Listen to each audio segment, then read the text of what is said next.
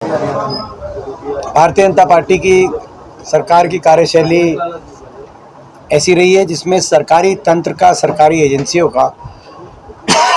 लगातार दुरुपयोग करने का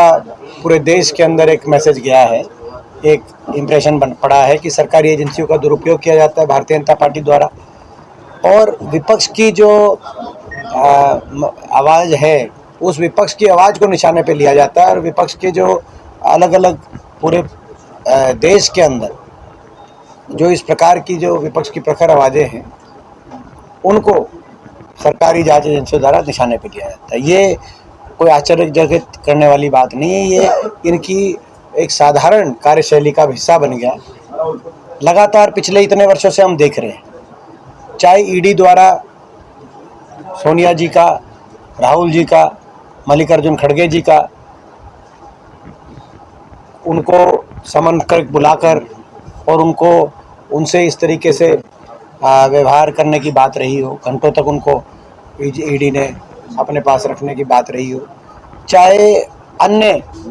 जो अलग अलग प्रदेशों में अलग अलग विपक्ष के नेता हैं, चाहे वो कांग्रेस हो या दूसरी पार्टियों के अन्य दलों के नेता हो, केवल कांग्रेस की बात नहीं, चाहे वो पश्चिम बंगाल में टीएमसी के नेताओं को निशाने पर लेने की बात हो, बिहार में वो लालू प्रसाद यादव जी, उनके परिवार की बात रही हो,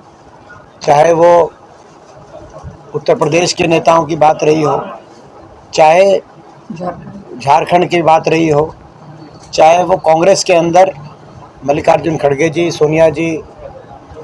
राहुल जी, हरियाणा में चौधरी उपेंद्र सिंह हुड्डा जी, हर प्रदेश में जो भी विपक्ष में मजबूत कोई आवाज़ डटी रही बीजेपी के खिलाफ, उसको अपने निशाने पे लिया गया। बड़े आश्चर्यचकित करने वाली ये भी बात है कि जो कई देश में कोई ऐसा कोई नेता जो भाजपा ज्वाइन कर जाता है तो उसके मुकदमे ठंडे बस्ते में वैसे ही चले जाते हैं, वैसे ही पहुंच जाते हैं जैसे कि ईडी का नोटिस देने के बाद जो कंपनियां चंदा देती हैं उनके मुकदमों का समाधान हो जाता है।